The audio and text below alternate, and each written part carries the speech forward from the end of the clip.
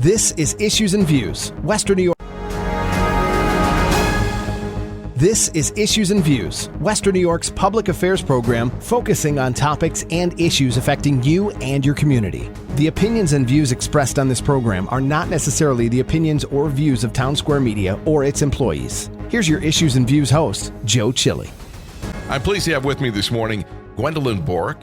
Gwendolyn is the president of Focus. Gwendolyn, good morning. How are you doing today? Good morning, Joe. I'm doing great. Thanks for having me. Well, that's good. I'm glad to have you on. I was looking, I always kind of look into people's backgrounds before I talk to them.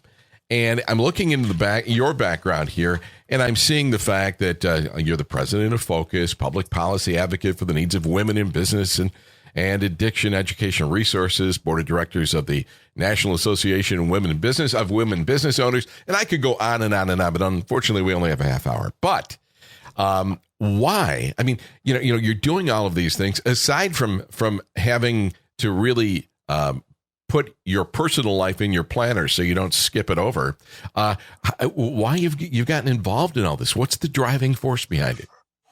Sure. So when I was 15, I left home and lived on the streets and just kind of lived that crazy life as a young adolescent teenager, and almost died when I was 18 in a car accident. So I dropped out of high school in my senior year. It's like I tried so hard to go throughout high school all on my own and working two jobs and bouncing around between places, and I just lost hope. And when I almost died in that car accident, I had a near-death experience. I met God, and he told me I had to go back and that there was a mission for me. I didn't really know what the mission was, but since 18 years old and up, that's been my quest to figure that out. And I've figured that the majority of the reason of why I'm here right now is to equip our next generation and get them through really the hardest years of their life. For me, that was ages probably 14 to 24. And so for this particular organization, I feel like I can relate to them. They can relate to me, and having the ability to be equipped to help them is my number one goal. Our kids, they say they're our future, but they're our right now, and anything I can do to give them a leg up. It's interesting because if kids are big into Googling stuff, and if they look you up, when they get involved and they meet you and they say, oh, she's really successful. I mean, what does she care about me or whatever? So do you give them your background? How do you help them to understand you and know what your focus is? Sure. Yeah, I have a great opportunity. So Focus specifically works with Lancaster and Depew school districts. As far as that's our community, that's the one that we're trying to reach, that we're trying to educate, equip, empower, and more or less provide resources to have a drug-free community. But I have opportunities within Depew High School to actually go in and talk to the kids twice a year in their health classes.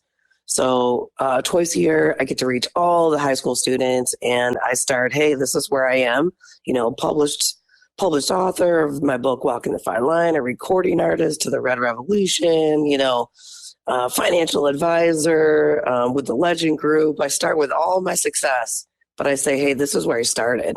And then I just go back and I tell them, the trauma that I went through, the things that I went through, the hard things that I've had to overcome, the identity that the world gave me that I had to more or less, wipe off and redefine. And they respond. The teacher's always like, this one, it might be a little tough, and this one, that.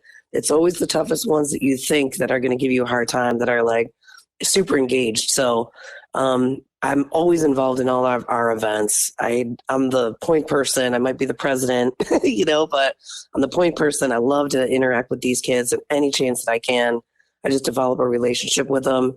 And as we warm up to each other and we have those opportunities, they find out, and they ask me. A lot of kids, they're just straight up, why do you do this? What they'll ask me very real questions, that I'm very transparent, very vulnerable, very honest with them. And I think that just concretes our bond. This might be a strange question, but kids have a tendency to size people up. When they see you for the first time, they look at your hair, they look at your makeup, they look at how you're, what you're wearing. if it's a guy, or a woman, they'll look at what you're driving or things like this. So how do do you think about those things before you go in to talk to them? Oh, 100%. Right. I mean, being in business, we all know that, marketing is all about speaking to your audience, right? So you have to talk their language, and I have two teenage boys. So thankfully, I believe I've been blessed to be in this position and having two teenagers, two totally different kids. One's an introvert, one's an extrovert, to have firsthand experience on how to engage with, two polar opposites of a different type of student or different type of youth. But you have to, I'm already that person, I think, because I naturally gravitate towards youth. So I'm on TikTok, I'm on social media. I play video games. I love doing a lot of the stuff that, teenagers like to do. Just that's the kid in me, I guess. And, being a musician still and being out there creating music, I can identify with these kids. So it's really not that hard for me to just be like, hey, did you guys see that new TikTok? Or, hey, what about this? You guys see that? Because I have two kids that give me intel and we talk about this. I'm involved. I'm invested in what they're invested in. So it's really not that hard. But yes, we speak their language. When you talk a little bit about your background and what you went through, is it difficult, and not just for you, but in your estimation for any kind of parent that have been through those things, is it a challenge not to be overprotective? Yes, it is. With what's happened, and again, I just feel like I've been placed into this particular position as president of this organization at a key moment in time. Honestly, having teenagers, I got to see how they reacted, to COVID and virtual learning and isolation and change of structure. I feel that we as a community and parents and school and business partnerships, as these kids even embark and try to get first jobs or whatever, there's so much that we need to learn and we need to do in order to prepare these kids, because each kid is so unique and individual, and COVID has highly affected their ability to merge into social circles, to develop coping mechanisms and build their resiliency. And, without that, they lost 2 years of core fundamental time to build resiliency. So us as the older generation of these, so I'm a Generation Xer. So our kids are Gen Zs, for the most part. That's the generation that's been the most affected, I would say. We have to be aware of what's going on in order to engage our youth. And I just feel that there's going to be a lot coming down the line. So we got a lot of work to do right now, Joe. When you talk about that, you talk about, kids, and you talk about them being 2 years behind. We're not just talking about studies here. We're talking about social skills, right? Sure. And I think, the other thing, and I hate to bring it up, but you have to mention it. I mean, it's kind of like the elephant in the room. We start talking about students and things like this.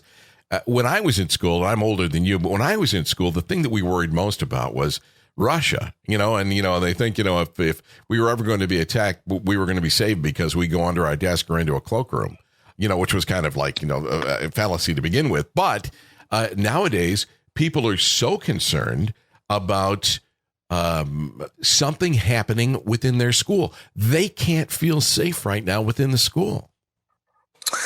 It's true. A lot of what Focus does, we started, January 2018, and this was my second not-for-profit that I launched in addiction. So the first one I co-founded with Dr. Donna Potter, and that's called I Know.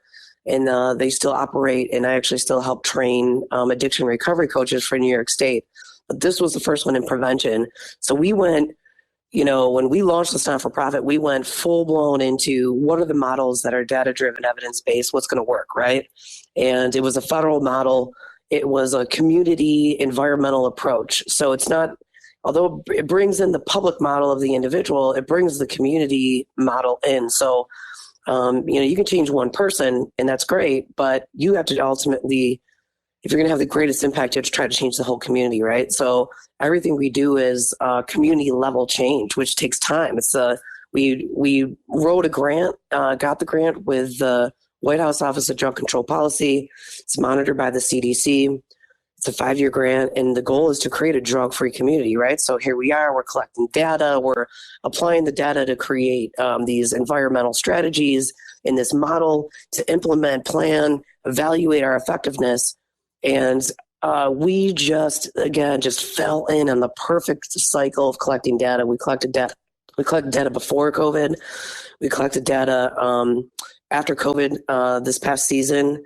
In the fall, between all 8th, 10th, and 12th grade students of Lancaster and Depew. It's a federally approved survey, measures protective factors, risk factors, mental health stressors, 30-day drug use, stuff like that. So what's happening is from the data that we've collected, that's what we do. A lot of what we do is we have to collect the data. The government wants to say, hey, if we're going to be giving you money, we want to make sure that we're getting a return on investment, Sure. Absolutely. And from our models, we showed, from our data, we actually reduced, drug use went down, okay, in this last set of collection of data across the country. So we were down about 12% on our main substances, but so was the whole U.S. So what we were looking at was okay, well, what's going on then? Where are the pockets of risk and need? And we're finding that it's the mental health component that's playing into this immensely. And when you dig in even deeper into the data, there's a lot of uncertainty. So COVID caused uncertainty. These mass shootings cause uncertainty. What's gonna happen if COVID comes back? Are my parents gonna die? Is great. What grandpa died? Is grandma gonna die now? Can I go away to college? Because if I go away to college, what happens if mom gets sick? What happens if grandma gets sick? What happens if, I got to come back? So this uncertainty of the future has crippled our kids, and I say kids, but they're our youth, right? Like our teens, like the 13 to 18 is our demographic that we focus on.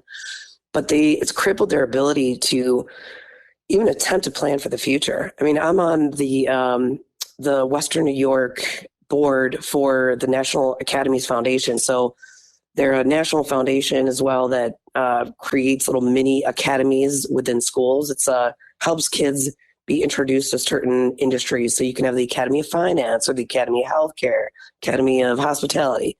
And I'm on the advisory board for the Depew High School Academy of Finance. These kids are high achievers. They were planning on, they get college credits for this academy. They learn how to do financial plans. They were looking at colleges and careers before COVID.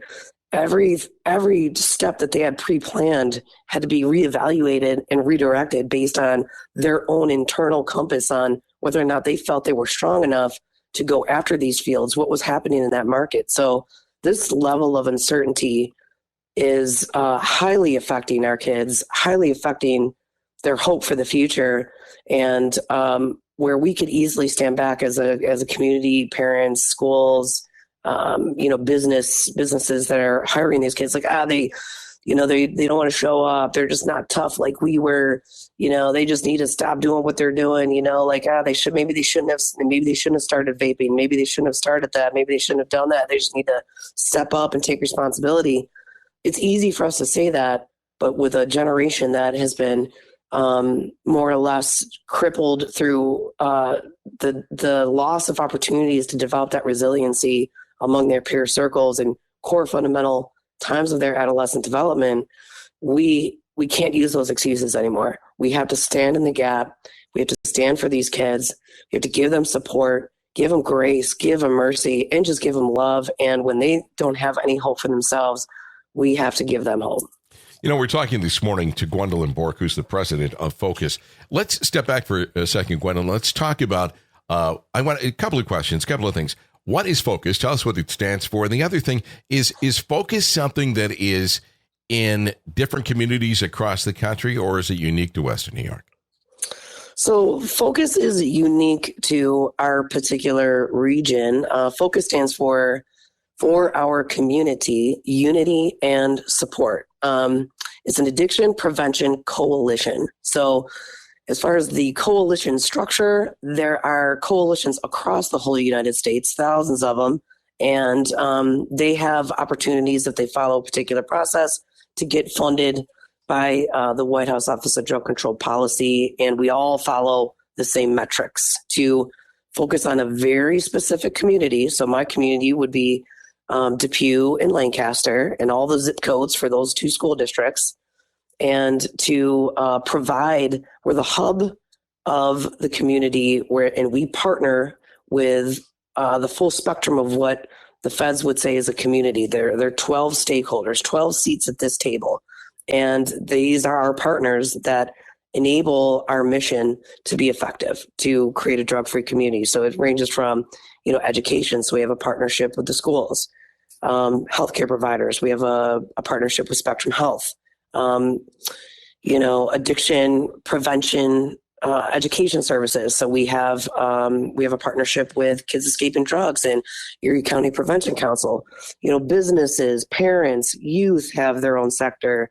Obviously, they're the biggest sector. We need their input the most, but all these people come together, and they all have a role. They all have resources, time, talent, treasure they can bring to the table. And we're the ones collecting the data, implementing these programs to help our community be drug-free. So the model is a national model.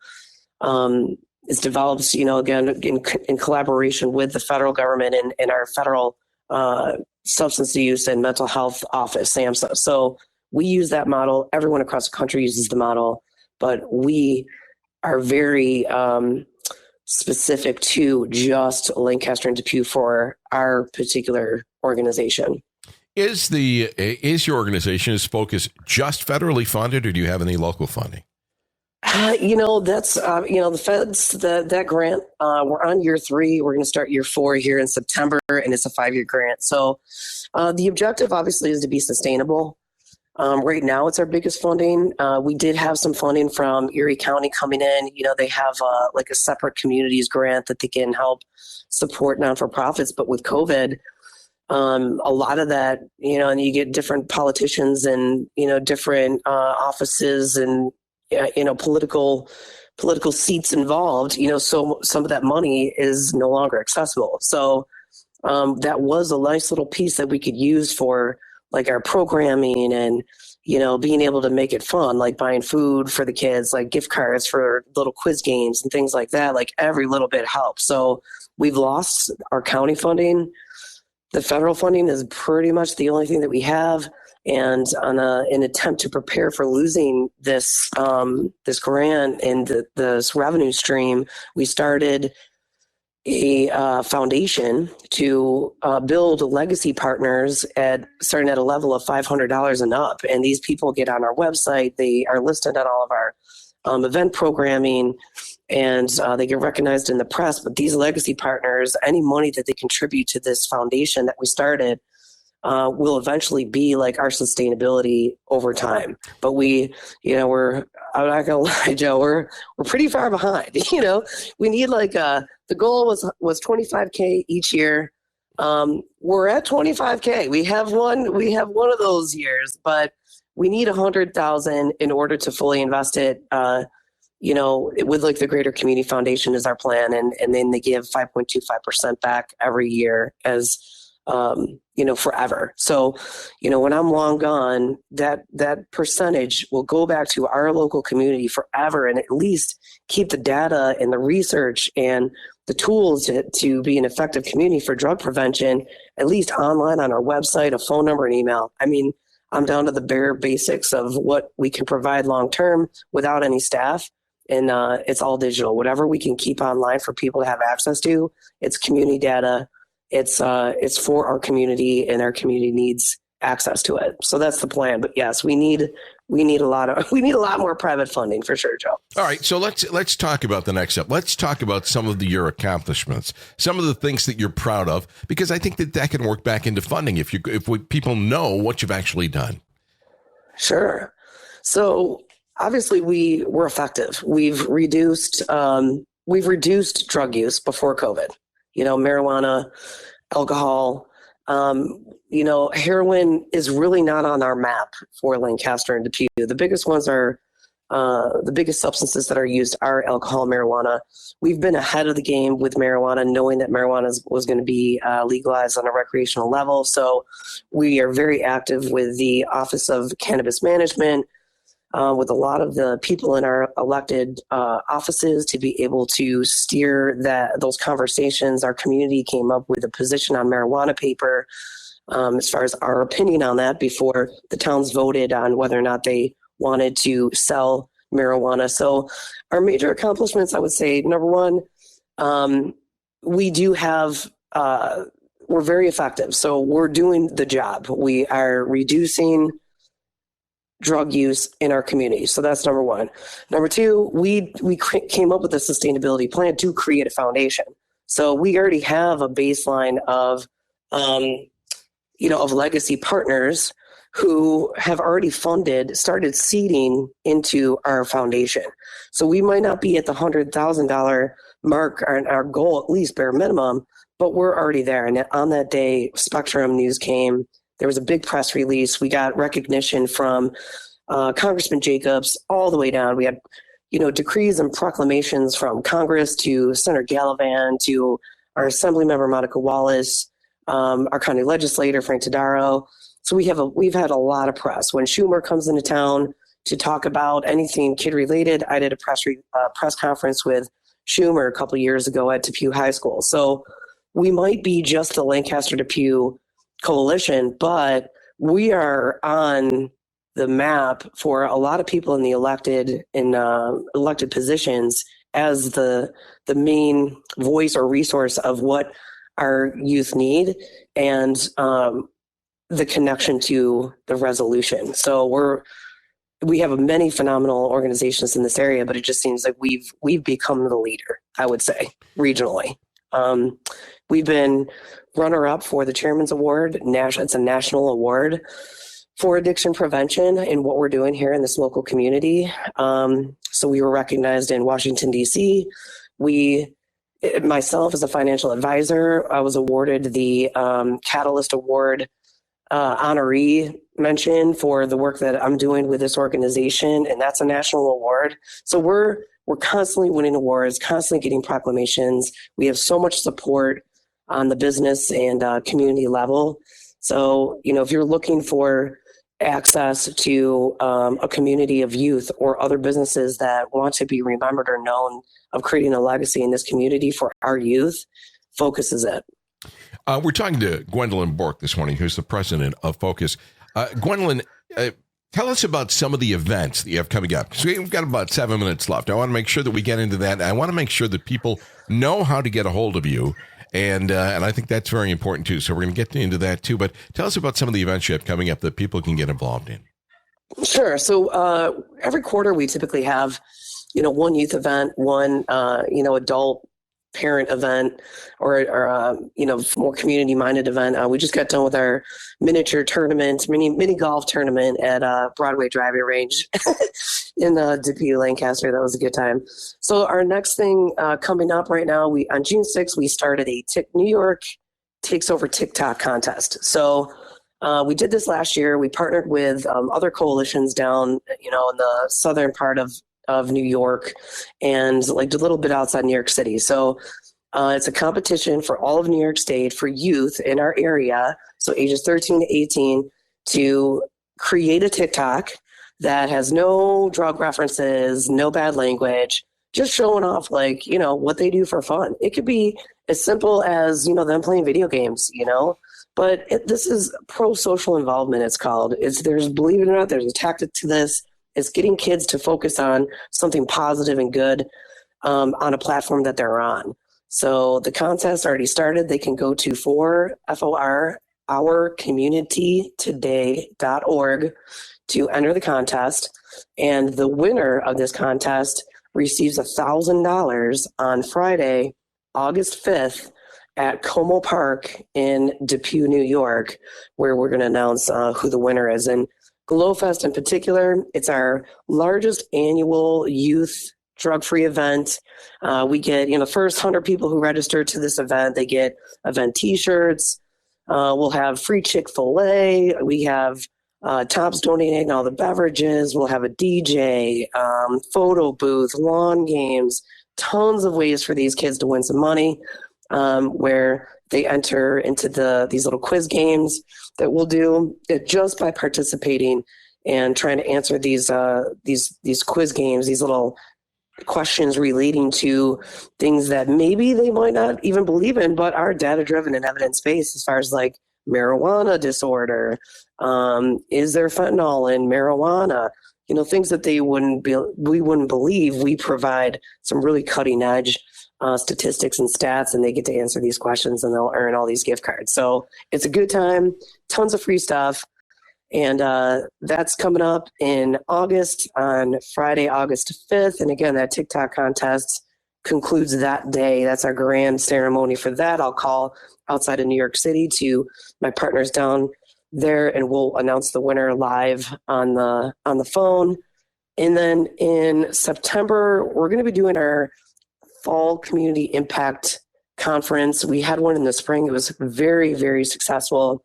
And in this Impact Conference, it brings community leaders onto a panel. We talk about, the needs of our millennials going into the workforce, the needs of our Gen Zs as they are now having to deal with this level of uncertainty, these mental health stressors in school, going into college. We talk about the data and the evidence that is related to that so that we can equip our community and stand in the gap for these youth. And then in December, we're going to have our community awards, Impact Awards ceremony at 99 Brick Oven in Lancaster. We're going to award 12 community leaders for the work that they're doing in our community to create impact. How can people get involved? How can they get in touch with you? Because I don't know whether we've actually mentioned how you actually reach out to youth and get them involved. We've got about 2 minutes left to do that, but how can people get involved with you? So as far as adults or youth, our website is I would say the main hub for communication, but we are accessible on all social media platforms. So Twitter, Instagram, Facebook, YouTube.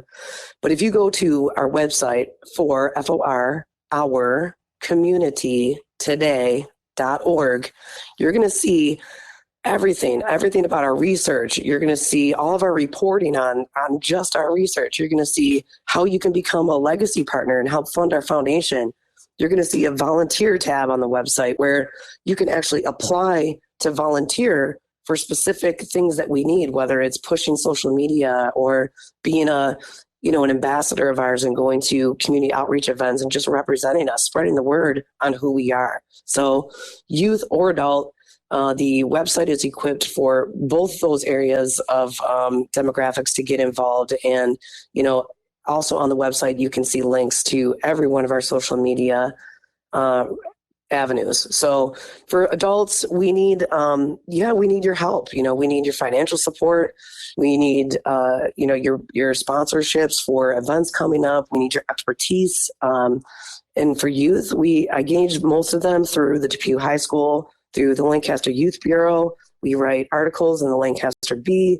So I engage with the majority of the youth on social media, and that's why we're doing this TikTok contest. It's not about just, giving somebody $1,000. It's secretly about building our TikTok community, our page, so that when these kids, God forbid something happens again and they're isolated, we've been connected with specifically Lancaster Depew youth, and we can send messages to them where they're at. We can't expect to do cookie sales and expect these kids to show up. Mm-hmm. Social anxiety, they don't want to, unless they got a friend to come with, they're not even coming out to your event. So we need to find them where they're at, and that's social media. All right, so give us the website again, and if there's a phone number that people could call, so we can get that right now. We know that people have pens and pencils in front of them.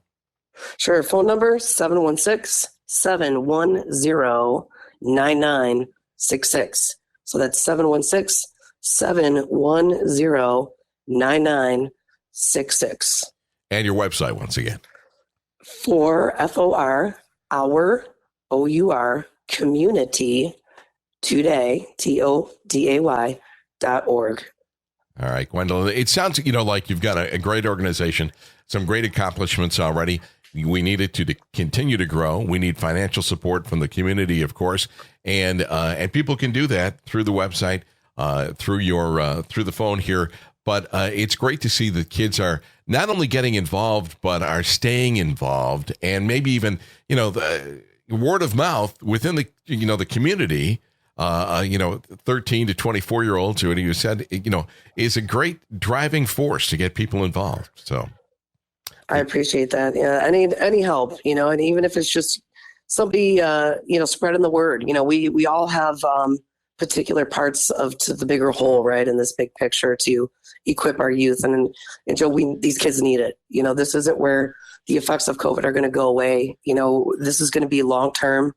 And we're going to need all hands on deck if we expect, to have employees at our businesses, people taking over career industries, and just healthy, functional, leading youth taking over, taking them over the next generation. We have to stand in the gap. We have to stand with them, mentor them, love them, and, equip them. We can't stand on the sidelines anymore as adults. We can't look the other way. I'm calling everyone to drive their motivation into supporting this next generation.